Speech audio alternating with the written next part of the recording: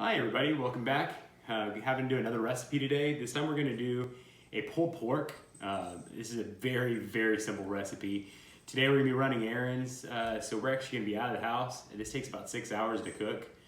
So we have a crock pot here, nice pork butt, some Dr. Pepper, or here in the great state of Texas at H-E-B, we use our Dr. B, that'd be a little to the H-E-B, and our salt lick barbecue rub, garlic rub. This is a 2 ingredient. I'm just gonna take this and pour it in here.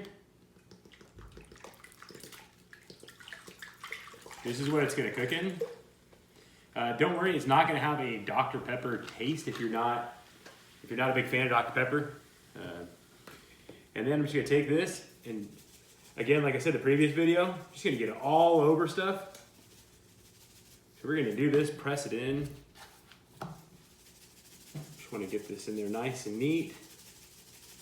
Just cover it with flavor.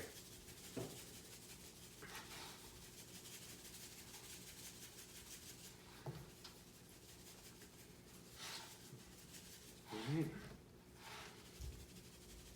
And to go with it, we're going to make a my world famous macaroni and cheese, and we're going to do a potato salad that uses a barbecue sauce instead of a mustard or mayo.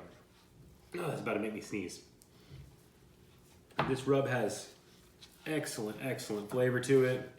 We're just pressing that meat into the cutting board, just getting it all over. Now I'm going to put it in here, set it for 6 hours on high, and then it's going to be done.